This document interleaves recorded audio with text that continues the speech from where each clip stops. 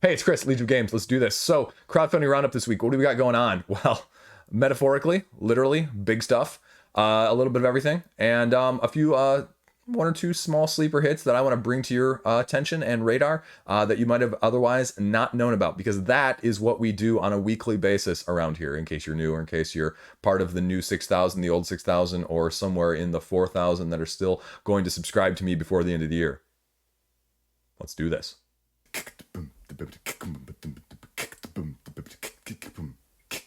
Well, gee howdy, if we aren't going to start with Foundations of Rome here. Let me tell you right now, before I start at this, scrolling through Kickstarter this week is a complete and utter cluster fruitcake. There are so many RPG zines launched in the last literal week that it probably took me 10 pages of scrolling to make sure I wasn't missing a whole lot. And even then, I'm not sure I got everything because a few of them aren't tagged right either, like Junk Drawer, which we'll talk about later. But this is Foundations of Rome.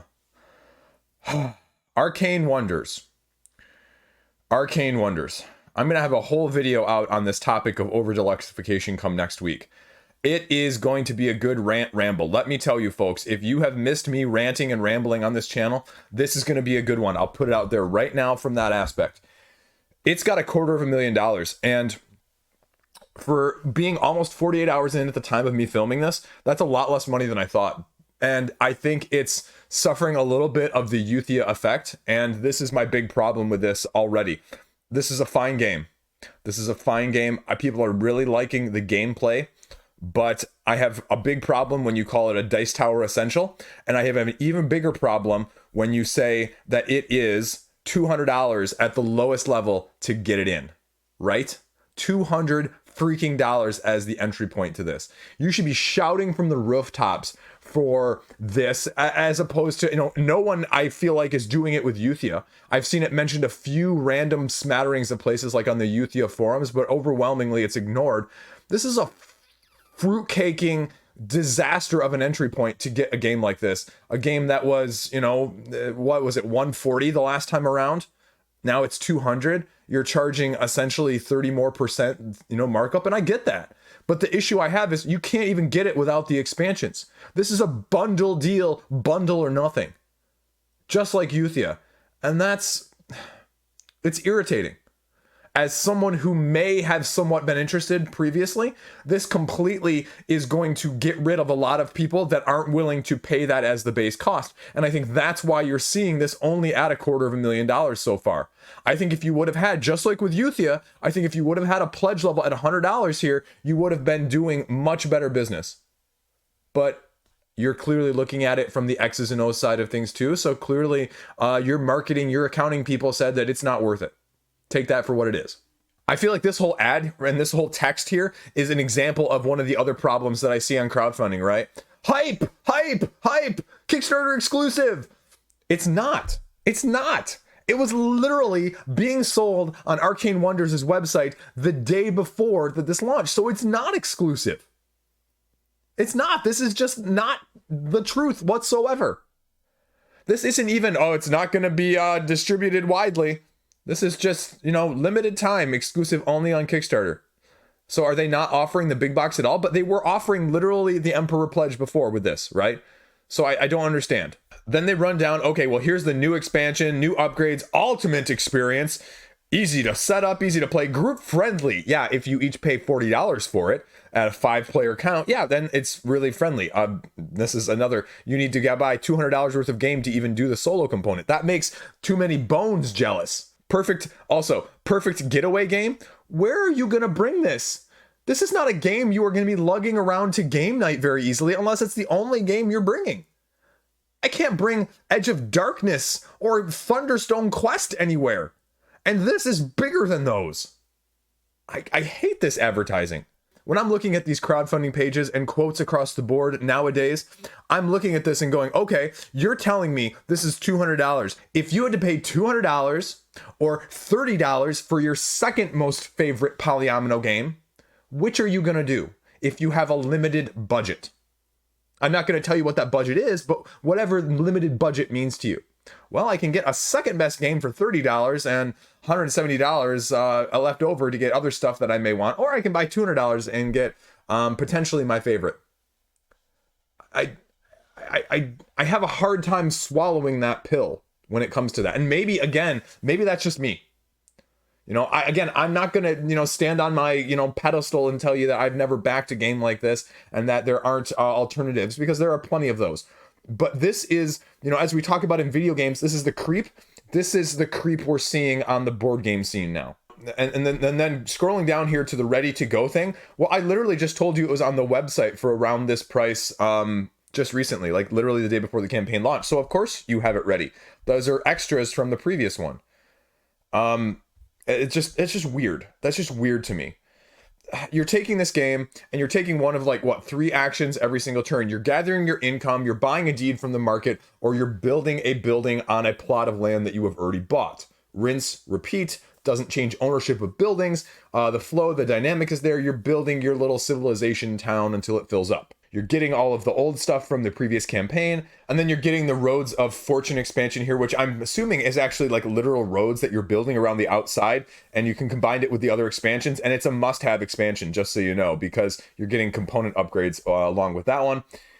This is for returning backers, but the Emperor Pledge really doesn't even look like... I thought originally it included the new expansion, but it doesn't really look like it does when you look at the pledge level on the side here, as well as this pledge level right here. Now, you would have to do essentially be $240 for that. And if you need a Senator to Emperor upgrade, if you got one of those from last time, you're looking at another $80. That's a ton. That's a ton. It runs down here. Again, what I just talked about, build or upgrade your lots, take your income, or buy the deed. Modular expansions that are going to add trading, stealing, cooperative expansion, player roles with asymmetric abilities, different objectives, and different invocations. So, I mean, it's got cool stuff. The mechanisms are straightforward. I can see the elegance and some of the simplicity, but the simplicity is, is it really worth it? Deluxe and worth it? I'm assuming that's what that says. For $200, I have a hard time saying that better be one of the best games in my collection if I'm going to thumb out that much money.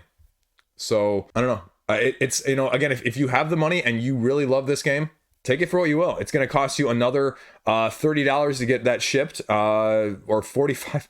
I can't believe that the expansion that they literally say, though, is going to fit inside the core box up above is going to add $15 to the shipping if you already are getting this Emperor thing. That's crazy to me. And if you're in the EU, you might as well just, anyway, not going to say what I was going to say there, but you're looking at essentially probably another $100. So it's freaking ridiculously expensive. But if you want it, hey, you know what? You got the money to burn. You got the money to spend. I hope you love it. That's really what I'll say. It's concerning.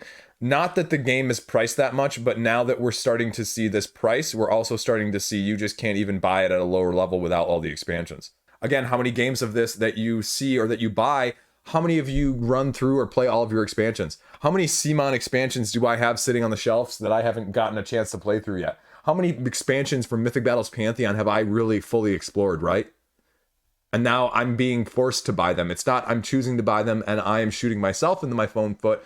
I'm shooting myself in my foot because I don't have an option. It's either an all or nothing. So that's more of the concerning trend right now, but that is Foundations of Rome. I've rambled on too long enough. Let's go to the next one. Next up, we have Junk Drawer. This one actually launched last week, but it's not tagged right under crowdfunding, so I only saw it, I had to literally search for it manually this week. This is a polyomino game, because we're going to stay with a polyomino theme here, and this is almost, what about 60% funded right now.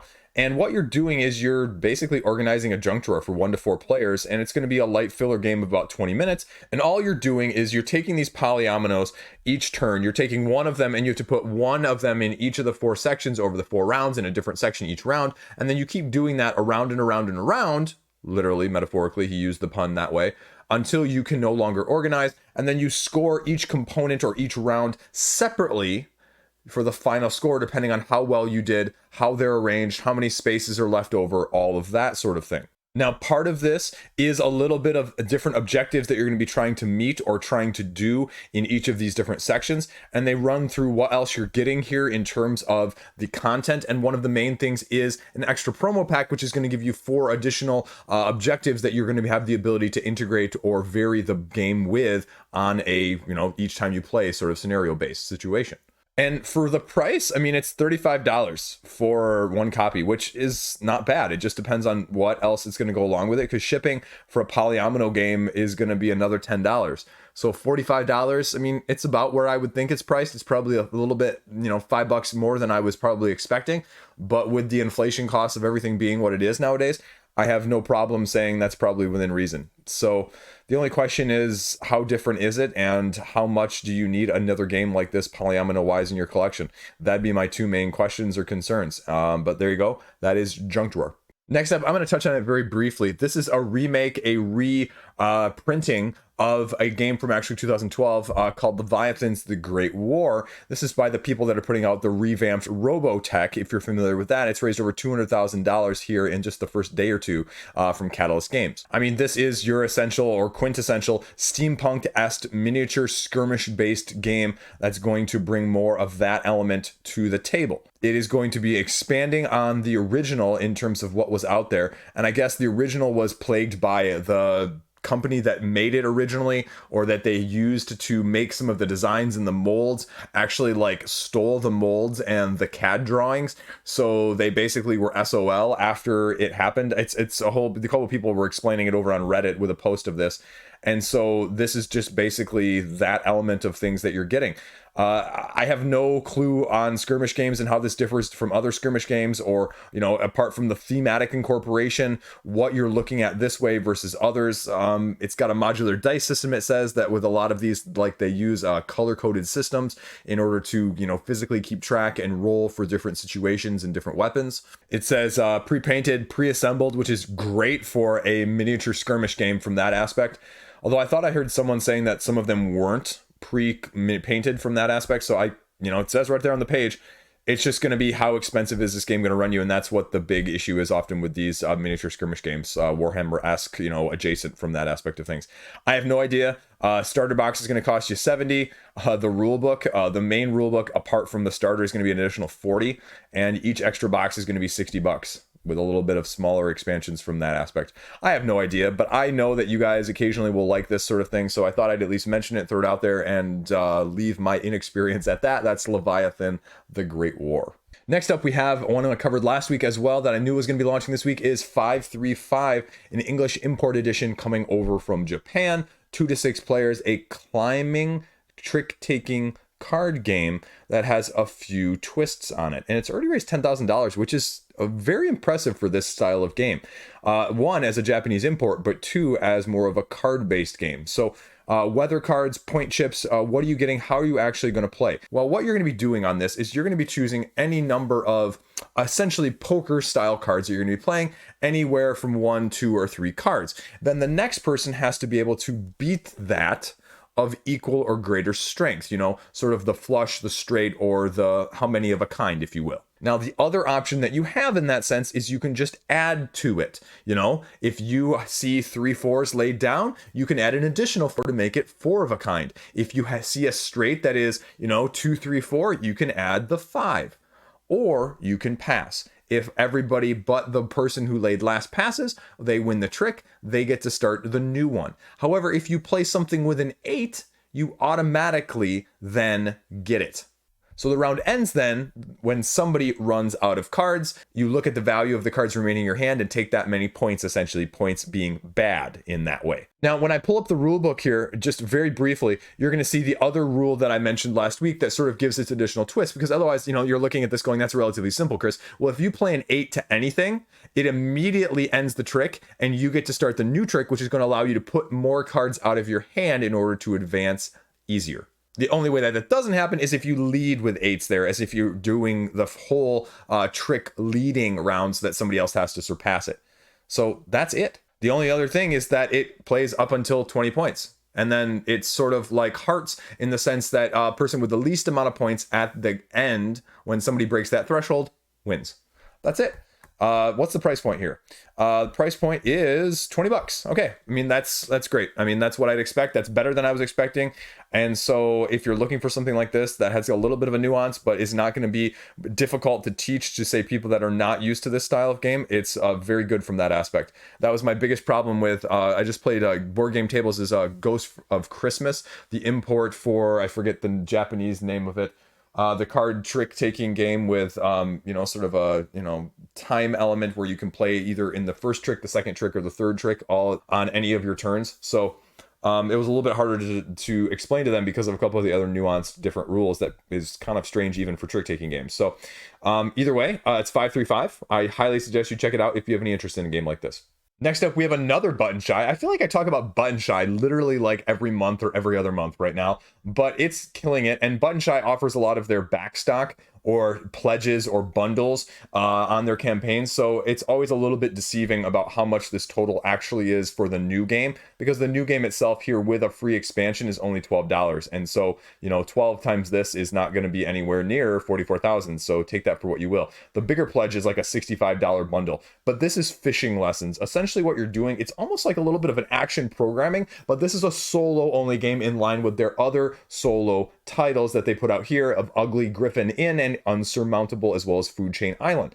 So this is really light on the rules, and you start out with one of these 6 asymmetric characters, which are family members that you're playing as, all with different ways of interacting or abilities that you're utilizing. Then these lessons are played one and then to the right and to the right and to the right, and you're programming it out so that each time it's going to do the left one and then the right one and then the left one and the right one and the third one and then the first and the second and the third and the fourth and then the first and second and the third and the fourth and fifth, until, you know, it moves you back and forth along this, flipping over some of these bottom cards, you know, turning them over, revealing some goals, or just doing objectives that are going to be what you need to actually accomplish in order to get enough points to win the game, or however you're going to play a solo game. I'm not sure if you can truly win it or degrees of winning it, but here you can see, okay, flip or flip, or move 2, swap 2 face down cards and turn around and flip. So that's the basic mechanism of it. You get easy, medium, and hard difficulties, and the goal requirements are going to change on each difficulty. If you want extra difficulties, it goes there. They've got a little bit of a playthrough. They've got the rule book. They've got the $12 price point, and then the big $65 for everything solo in their collection right there as well. Fabled Fish is the 4-card expansion, which is going to give you 11 legendary fish cards, and that's all you need to know. They're not offering anything from non-solo, it looks like, just all the solo stuff. So, although, yeah, all the solo stuff. So there you go. That's it. Shipping is going to be whatever, like $3-5, whatever it is. They do a subscription service down here. They talk about the month club, but that's everything you need to know for Button Shy's latest game, Fishing Lessons. Check it out. Next up, we have Tiny Robot Love Doctors, 1 to 4 player cooperative sort of Tetris-like puzzle game that's at about 20% funded right now. What do you need to know about this game? This is a game where it's sort of almost polyomino-esque in a way, but a little bit different. You have these different spaces on the board that are all filled with different little icons. And so what you're trying to do is remove them, but you can only remove them if they're matching sets. So you're going to be playing Tetris-like cards that are going to match shapes of similar colors on the board to remove them. But you're going to have the ability to use other cards to either swap tiles around or use your abilities themselves to change what you can do with them. So once a turn, you can also swap adjacent tiles. And then each Doctor Bot, they say here, has a special swap ability they can use instead of the normal swap that's there. That's it. That's really all you need to know. The full rulebook is out on the page here, and you can check it out, but it gives a little bit more detail. But that's basically it in this 3-page rulebook as a whole. So whenever you cannot draw at least another card, you're out. When all players are out of the game ends, and you count the number of these quote-unquote love tiles that are left on the board to see how well you did. And it's going to cost you $40. 500 backers originally are going to get a special edition with foil and foil collectible card. So that's everything. 8-Way Games, Tiny Robot Love Doctors. Check it out. Next up, we have Camouflage. Wait, no, that's not the Beastie Boys name song. This is Camouflage, not Sabotage. For some reason, that song got stuck in my head when I was looking this over. Like, no, I'm not going to sing it. Never mind. That's a whole nother video, too. $2,000. It's about 2/3 of the way of its funding goal of just over $3,000. This is a very intriguing one. I suggest you check this one out if you like puzzles or tangrams or anything like that aspect, because it's a little bit of a play off of that. So you can see a little bit of what it's doing here. Essentially, you're taking these 3x3 square grid paste cards and you're trying to overlay them to create the most combos or the most point selections, just as you can see here in the example. And they've got several different modes that you can play. The first is just a fast mode. Get all of yours down with matching sides that work. That's the first way of doing it of the 6 cards that you have. Now, what you're doing is, like I said, you're just doing it as fast as you can because this game does not have turns. So you have to take a balance between comboing and playing all of them. Then also you have speed round where you just get rid of them. You have a play on other people's stack round, and then you also have a solo or cooperative mode where you're given a set tile here like this, and you need to reproduce it with the animals in the right places as well with the overlays. And they give a good example right here of here it is, and then this is what you need to do to match it, but it's how you can put those together, and that's where the Tangram Tetris overlap is. The rule book here gives you a little bit other example of how you do it and the differences between, just the speed round, playing on other people's stacks, as well as just playing the highest number of points wins at the end based on the diversity of the animals as well as how you're overlaying them. Runs you through a few examples here of what it actually looks like. And it's just relatively straightforward. So price point, let's check that out. $20, it's fine, $20. That's great for something like this. They have a previous game called Sea of Plunder. I have no idea what that is. I didn't scroll down far enough to be able to tell you more about that. There's a little bit of gameplay on here, so you can check it out. Additional copies, Sea of Plunder. I have no idea what that game is, but you can see what that is if you want to as well. But that is the basis of Camouflage. And I still can't get the Sabotage song stuck out of my head, so I'm gonna go watch the Star Trek, movie clip that uses Sabotage as, oh, it's classic rock. Anyway, if you know what I'm talking about, you know what I'm talking about. 2 more games here at the end, but do not let it fool you if you've made it this far in the video, because these are really, really, really looking like good indie, solid hit games. The first one up here is Primordial Secrets.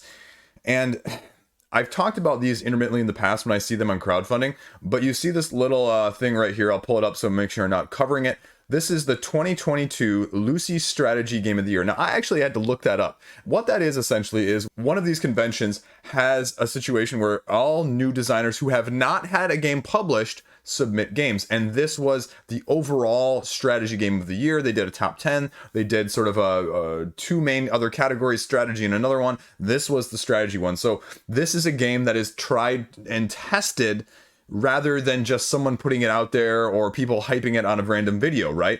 So it only has 200 people just under backing it right now, and it's nearly at its funding goal. But let me tell you why this one should necessarily be on your radar. It plays anywhere from 2 to 4 people, and the interesting aspect of things is it has a bluffing, sort of maybe deduction-esque element, but less so, and you'll understand when I talk about it here.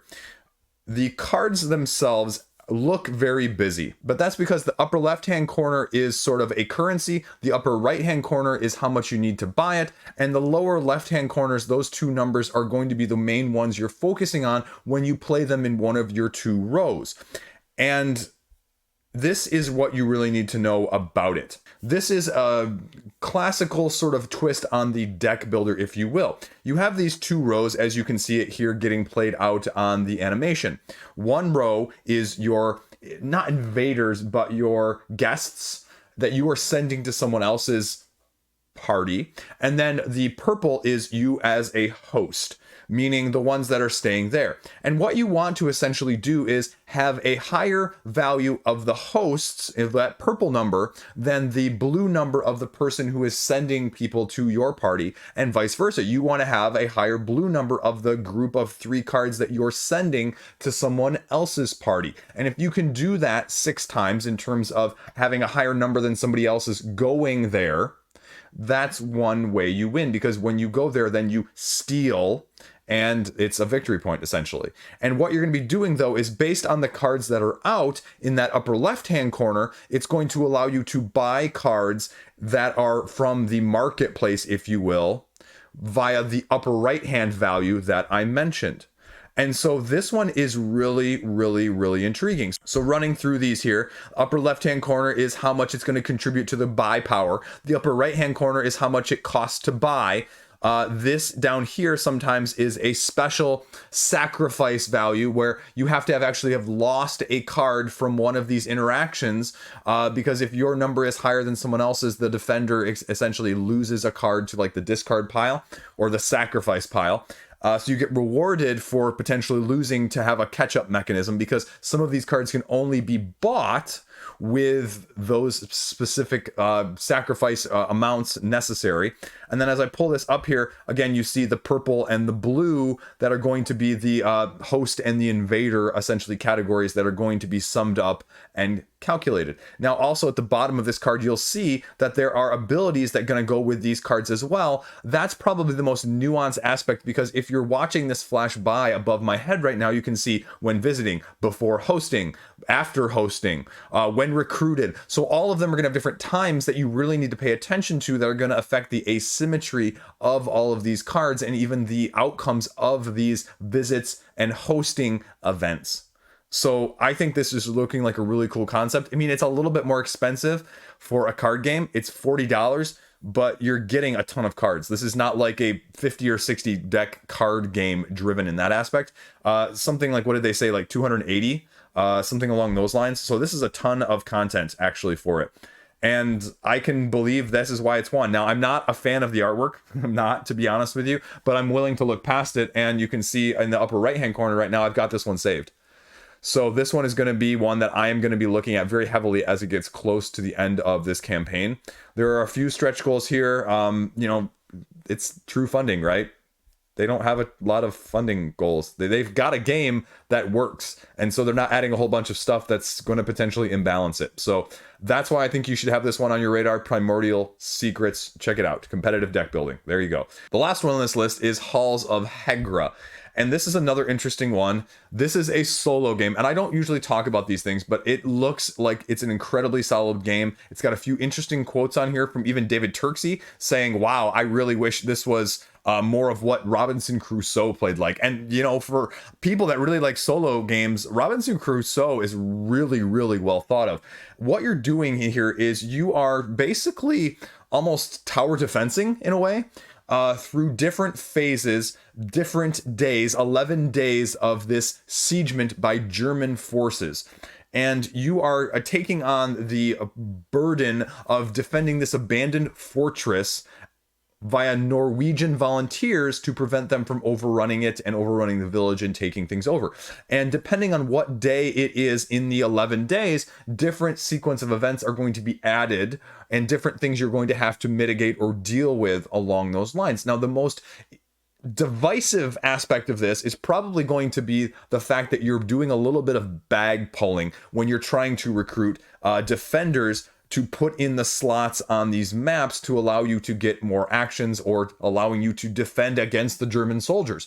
Because there is a thing, especially in the first 3 days, the rulebook talks about where you are adding doubt. There is a doubt tracker along one of these sides. I don't know which one it is in this picture, but the more doubt that the local citizenry has in you, the more of those doubt discs you put in the bag you're going to be drawing from defender-wise. And there are something like 8 different types of defenders that are going to all have different ways of working or strengths of how they can be played and assigned in the different locations as you're trying to maximize that, but also as you're trying to defend off the Germans. And it runs through days 1 through 3 are just like gathering supplies and trying to get as much as you can to go through and explore the fortress to get the resources you need to defend. Days 4 through 6 is the first wave of the attack. And then days 7 through 11 is the siege of the fortress. And it's basically just, can you survive until the end?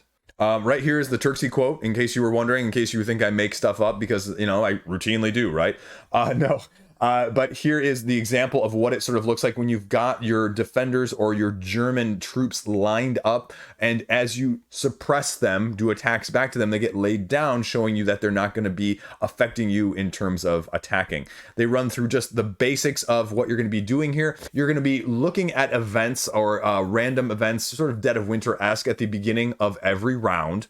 And then also as you go further in the days, you're also going to be adding things like how the weather is going to affect things, or you're going to be pulling discs from the bag that might be an air raid by the Germans, and you're going to have to do whatever that attack or that effect event has on your troops and your deployment and your resources.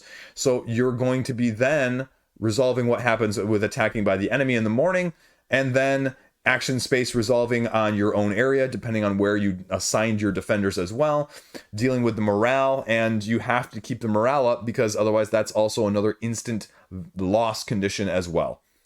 Tabletop Simulator, the rules, obviously I read through the rules in order to be able to give you any sort of overview that I just did, and it just looks like a really, really solid solo game. If you're a solo gamer, this one probably should be seriously considered. Is it thematically what you would prefer? I mean, the thematic incorporation, I've never been big on war games. I've never been big on the war theme, you know, as much as I have the fantasy side of things all the time, right? So just be aware. It's got a few extras that are going to be going along with it as it funds and gets more, but it's just something that looks really solid. And it's going to cost you a little bit more because I think, again, this is a true indie game with a little bit more stuff involved in it.